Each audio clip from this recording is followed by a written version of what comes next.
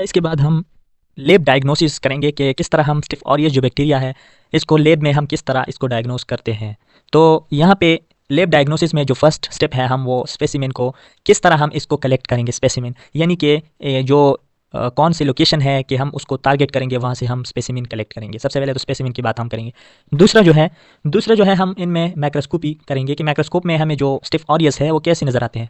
तीसरा जो है ये culture and sensitivity test perform करेंगे कि जो कल्चर मीडिया है इन पे इनकी ग्रोथ कैसे होती है। और जो लास्ट वन है ये बायोकेमिकल टेस्ट है, इनके ज़रिए भी हम डायग्नोस कर सकते हैं कि ये जो बैक्टीरिया है कौन सा स्टिफ ऑरियस है या कोई और बैक्टीरिया है।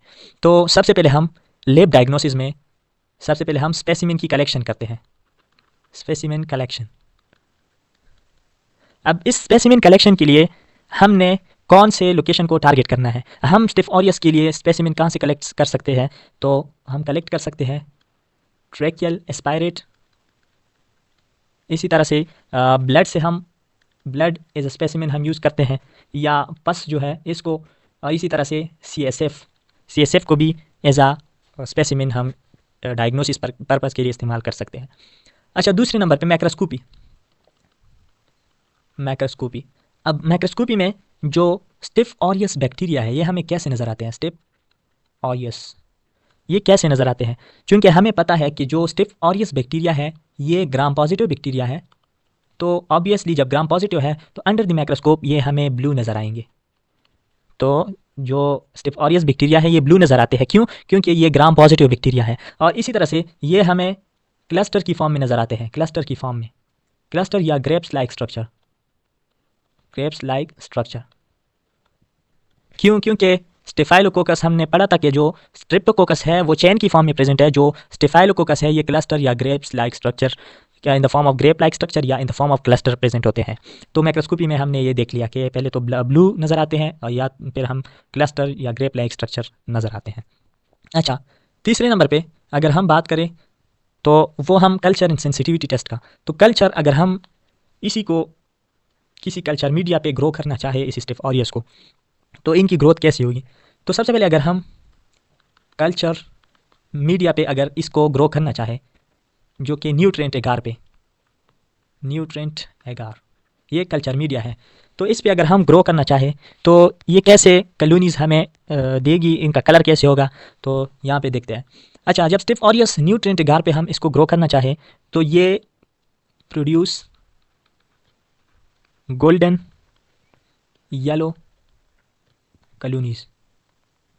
स्टिफ ऑरियस जब न्यूट्रिएंट एगार पे ग्रो होगा तो ये गोल्डन येलो कॉलोनीज बनाएगा। क्यों बनाएगा? क्योंकि एक पेगमेंट है जिसे हम कहते हैं ड्यू टू स्टेफाइलोजेंथीन। स्टिफ ऑरियस के पास ये एक पेगमेंट है जिसकी वजह से अगर हम इसको न्यूट्रिएंट एगार पे ग्रो करना चाहें तो ये हमें गोल्डन येलो कॉलोनी में ग्रो नज़र आएंगे, क्योंकि स्टेफाइलोजेंथीन की वजह से गोल्डन येलो कॉलोनी हम इसको देखेंगे। अगर हम इसको ब्लड एगार पे इसको ग्रो करना चाहे फिर कैसा रिजल्ट होगा।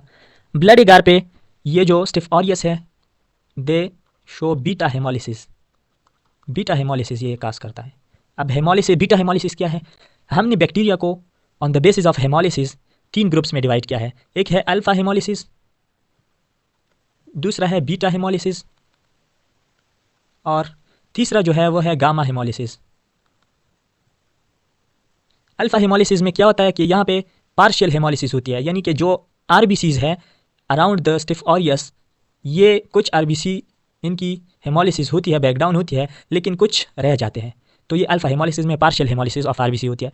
बीटा हेमोलिसिस में क्या होता है कि यहाँ पे जो स्टिफ ऑरियस है इसके इर्द गिर्द जो भी जोन बनता है इनके दरमियान इस जोन में कोई आरबीसी नहीं होता, मतलब ये कंप्लीट ब्रेक डाउन करते हैं आरबीसीज की। बीटा हेमोलिसिस में कंप्लीट आरबीसीज की ब्रेक डाउन होती है। तो ये जो स्टिफ ऑरियस बैक्टीरिया है ये बीटा हेमोलिसिस काज करता है, जिसकी वजह से इसके अराउंड एक क्लियर जोन बनता है। क्लियर जोन का मतलब है कि कोई आरबीसी वहाँ पे प्रेजेंट नहीं होता। और गामा हेमोलिसिस क्या है? गामा हेमोलिसिस, इनमें कोई हेमोलिसिस नहीं होती, यानी कि एक बैक्टीरिया है यहाँ पे अगर प्रेजेंट है तो इनके इर्द गिर्द आरबीसी भी प्रेजेंट होंगे, क्योंकि इनकी वजह से कोई हेमोलिसिस नहीं होती। तो वो बैक्टीरिया फिर हम गामा हेमोलिसिस की कैटेगरी में इसको डालते हैं। तो अगर हम स्टिफ ऑरियस की बात करें, स्टिफ ऑरियस बीटा हेमोलिसिस काज करते हैं, जिसकी वजह से इसके अराउंड एक क्लियर जोन बनता है। तो न्यूट्रिएंट एगार पे तो ये गोल्डन येलो कॉलोनीज हमें नज़र आते हैं। गोल्डन येलो कॉलोनीज क्यों नज़र आते हैं? क्योंकि स्टेफाइलोजीन 3 की वजह से, और ब्लड एगार पे ये बीटा हेमोलिसिस काज करते हैं। अच्छा, इसके बाद हम आते हैं बायोकेमिकल टेस्ट। बायोकेमिकल टेस्ट, इनमें हम सबसे पहले कैटालेज टेस्ट को हम डिस्कस करेंगे। जो पहले नंबर पे है वो है कैटालेज टेस्ट। ये बात ध्यान में रखनी चाहिए कि जो कैटालेज टेस्ट है ये हम क्यों करते हैं? To differentiate between staphylococcus and streptococcus. जो कैटालेज टेस्ट है इसको हम स्टेफाइलोकोकस और स्ट्रेप्टोकोकस के दरमियान डिफरेंशिएशन के लिए हम इसको परफॉर्म करते हैं, कैटालेज टेस्ट। अब कैटालेज क्या करता है? कैटालेज एक एंजाइम है। कैटालेज एक एंजाइम है। इस एंजाइम की वजह से क्या होता है कि सबसे पहले इस टेस्ट को हम किस तरह परफॉर्म करते हैं? यहाँ पे हम एक ड्रॉप H2O2 डालते हैं स्लाइड के ऊपर। तो वहाँ पे हम क्या करते हैं? जो बैक्टीरियल स्पेसिमेन वो ऐड करते हैं। हमने ये स्लाइड के ऊपर डाल दिया, तो इस स्लाइड के ऊपर हम फिर बैक्टीरियल स्पेसिमेन को ऐड करते हैं। फिर बाद में हम क्या देखते हैं? अगर कोई बैक्टीरिया वहाँ पे कैटालेज मौजूद है, जैसा कि जो ग्राम पॉजिटिव में ये जो स्टेफ ऑरियस बैक्टीरिया है, स्टेफाइलोकोकस ऑरियस, इनमें कैटालेज प्रेजेंट है, कैटालेज पॉजिटिव है। तो वो बैक्टीरिया जहाँ पे कैटालेज प्रेजेंट हो वो क्या करता है कि जो H2O2 है इसको ब्रेक करता है। हमने स्लाइड के ऊपर H2O2 डाल दिया, फिर जो बैक्टीरियल स्पेसिमेन है इसको ऐड किया। तो ये बैक्टीरिया चूंकि इसके पास कैटालेज एंजाइम है तो ये क्या करेगा कि जो हाइड्रोजन परऑक्साइड है इसके ब्रेक डाउन करेगा। तो ये H2O और इसी तरह से O2 की फॉर्मेशन होगी। तो H2O2 और H2O2 को कन्वर्ट करेगा H2O में और O2 में।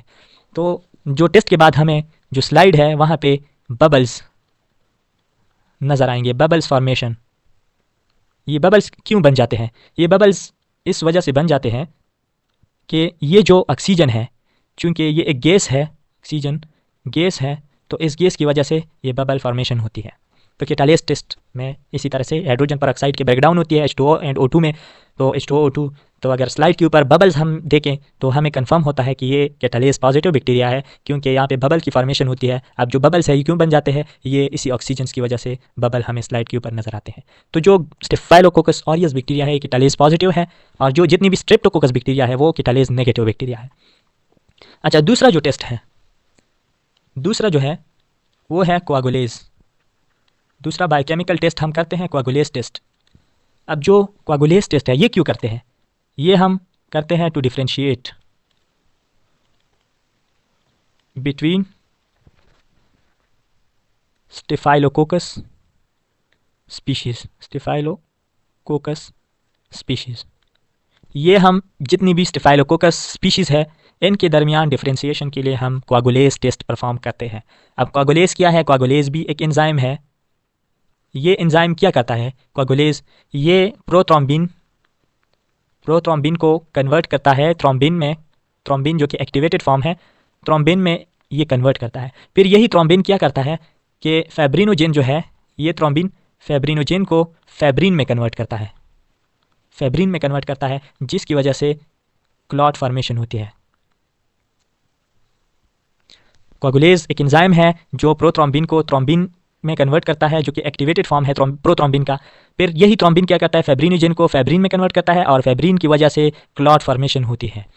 अब जो कोआगुलेज एंजाइम है ये हमने कहा कि ये हम स्टेफाइलोकोकस की स्पीशीज़ में डिफरेंशिएशन के लिए इस टेस्ट को परफॉर्म करते हैं। तो इन स्टेफाइलोकोकस की जो स्पीशीज़ है इनमें जो स्टेफ ऑरियस ये कोआगुलेज पॉजिटिव है, यानी कि स्टेफ ऑरियस में कोआगुलेज एंजाइम प्रेजेंट है। और जो स्टेफ एपिडर्माइडस है, ये कोआगुलेज नेगेटिव है, जो स्टेफ एपिडर्माइडस है। और इसी तरह से जो स्टेफ सेप्रोफाइटिकस है,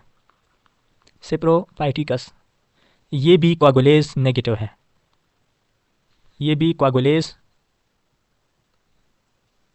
है, सिर्फ और सिर्फ स्टेफ ऑरियस जो है ये कोआगुलेज पॉजिटिव है, जिसकी वजह से जो ब्लड क्लॉट है इनकी फॉर्मेशन होती है। बाकी जो ये दोनों है स्टिफ एपिडर्माइडस और स्टिफ सेप्रोफाइटिकस, ये दोनों कोगुलेज नेगेटिव है, इनकी वजह से कोई क्लॉट फॉर्मेशन नहीं होती।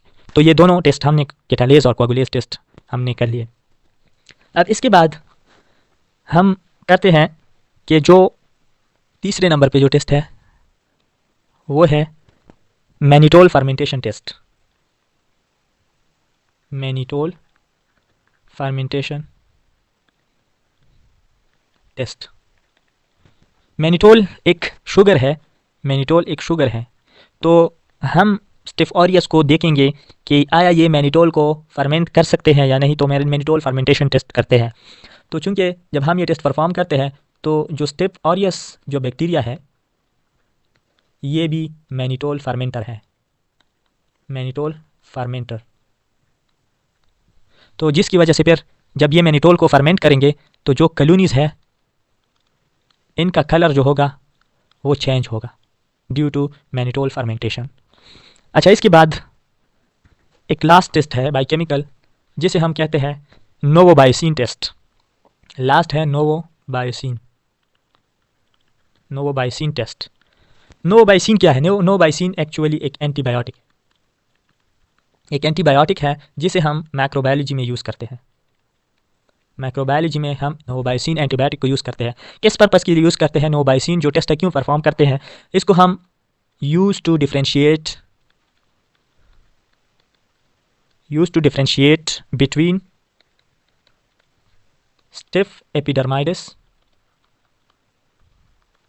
And staph saprophyticus. हम क्योंकि जानते हैं कि जो स्टिफाइलोकोकस है इनकी 3 स्पीशीज़ है, इनमें एक है स्टिफ ऑरियस, दूसरा है स्टिफ एपिडर्माइडस और तीसरा है स्टिफ सेप्रोफाइटिकस। अब जो नोवोबायोसिन टेस्ट है ये हम डिफरेंशिएट करते हैं बिटवीन स्टिफ एपिडर्माइडस और सेप्रोफाइटिकस के दरमियान डिफरेंशिएशन के लिए हम ये टेस्ट परफॉर्म करते हैं। अब जो स्टिफ एपिडर्माइडस है ये नोवोबायोसिन सेंसिटिव है, नोवोबायोसिन सेंसिटिव है, यानी कि ये जो स्टिफ एपिडर्माइडस है इनकी जो ग्रोथ है इन द प्रेजेंस ऑफ नोवोबायोसिन इनकी ग्रोथ इनहिबिट होती है क्योंकि ये सेंसिटिव है इसके लिए। लेकिन जो स्टिफ सेप्रोफाइटिकस है ये रेजिस्टेंट है, रेजिस्टेंस है, तो इस वजह से they can grow in the presence of novobiocin antibiotic.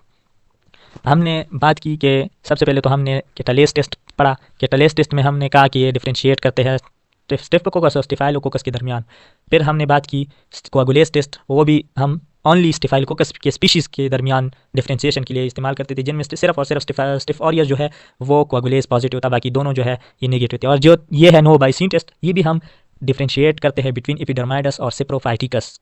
तो इनमें जो एपिडर्माइडस है वो सेंसिटिव है टू नोवोबायोसिन और जो सेप्रोफाइटिकस है वो रेजिस्टेंट है टू नोवोबायोसिन। तो जो सेंसिटिव है उनकी ग्रोथ इनहिबिट होगी और जो रेजिस्टेंट है तो वो ग्रो करेगा इन द प्रेजेंस ऑफ नोवोबायोसिन। अच्छा, एट द एंड हम एक चीज़ पढ़ते हैं कि जो क्लासिफिकेशन हम करते हैं स्टिफ ऑरियस इसी तरह स्टिफ एपिडर्माइडस और स्टिफ सेप्रोफाइटिकस के दरमियान, जो कि एक चार्ट के ज़रिए हम इसको करते हैं। सबसे पहले जो कोगुलेज टेस्ट है, अगर हम स्टिफ ऑरियस में देखें ये कोगुलेज पॉजिटिव है, और इसी तरह से जो स्टिफ एपिडर्माइडस है ये भी कोगुलेज पॉजिटिव है, सॉरी हाँ कोगुलेज ये नेगेटिव है। जो स्टिफ एपिडर्माइडस है ये कोगुलेज नेगेटिव है और जो सेप्रोफाइटिकस है ये भी कोगुलेज नेगेटिव है। सिमिलरली अगर हम दूसरा जो देखें पेगमेंट्स, तो यहाँ पे स्टिफ ऑरियस में हमारे पास जो पेगमेंट है वो है स्टिफाइलोजेंथीन। यहाँ पे जो पेगमेंट है वो है स्टिफाइलोजेंथीन, जिनकी वजह से हम गोल्डन येलो कॉलोनी हमें नज़र आते हैं, golden yellow colonies. Golden yellow colonies हमें अंडर दी माइक्रोस्कोप नज़र आते हैं जब हम इसको न्यूट्रिएंट आकार पे ग्रो करना चाहें। और यहाँ पे स्टिफ एपिडर्माइडस में यहाँ पे कोई पेगमेंट्स नहीं होते, नो पेगमेंट्स। सिमिलरली यहाँ पे भी कोई पेगमेंट्स नहीं होते, नो पेगमेंट्स। अच्छा, वायरुलेंसी अगर हम देखें कि कितने मतलब how it cause disease with more intensity, तो स्टिफ ऑरियस जो है ये मोर वायरुलेंट है, लेकिन ये जो दोनों है ये लेस वायरुलेंट है और ये भी लेस वायरुलेंट है। फर्मेंटेशन की बात करें, स्टिफ ऑरियस जो है ये मैनिटोल फर्मेंटर है, mannitol fermenter and so on. और इसी तरह से ये जो दोनों है ये नॉन फर्मेंटर है, नॉन फर्मेंटर। और जो सेप्रोफाइटिकस है ये भी नॉन फर्मेंटर है। अच्छा, हेमोलिसिस जो हमने बात की कि बैक्टीरिया को हमने डिवाइड किया है on the basis of haemolysis, alpha, beta और गामा हेमोलिसिस। तो स्टिफ ऑरियस जो है ये ब्लड एगार में अगर इसको रख दे ब्लड एगार, तो ये क्या करते हैं, ये बीटा हेमोलिसिस काज करते हैं जो स्टिफ ऑरियस है। लेकिन ये जो दोनों है यहाँ पे कोई हेमोलिसिस नहीं, नो हेमोलिसिस, ये भी नो हेमोलिसिस, यानी कि ये गामा हेमोलिसिस की कैटेगरी में आते हैं। पैथोजेनेसिस की बात करें, पैथोजेनेसिस जो स्टिफ ऑरियस है हमने बात की कि इसकी वजह से pyogenic plus toxin mediated disease काज होते हैं, टॉक्सिन मेडिएटेड। लेकिन ये जो स्टिफ एपिडर्माइडस है, सेप्रोफाइटिकस है, ये सिर्फ और सिर्फ पायोजेनिक इन्फेक्शन काज करते हैं, पायोजेनिक इन्फेक्शंस। इनमें ज़्यादातर पायोजेनिक इन्फेक्शन ये एंडोकार्डाइटिस काज करते हैं, एंडोकार्डाइटिस लेस वायरुलेंट है, लेकिन जो पायोजेनिक इन्फेक्शन इनकी वजह से है ये एंडोकार्डाइटिस है। और इसी तरह से जो प्रोस्थेटिक जॉइंट है, प्रोस्थेटिक जॉइंट इन्फेक्शंस इस स्टिफ एपिडर्माइडस की वजह से होते हैं। और स्टिफ ऑरियस की हमने डिटेल में पढ़ा है। और इसी तरह से जो सेप्रोफाइटिकस है ये भी सिर्फ और सिर्फ पायोजेनिक इन्फेक्शन काज करते हैं, पायोजेनिक इन्फेक्शंस। लेकिन मोस्टली ये कहाँ पे इन्फेक्शन काज करते हैं, जो यूरिनरी ट्रैक्ट इन्फेक्शन है, यूरिनरी ट्रैक्ट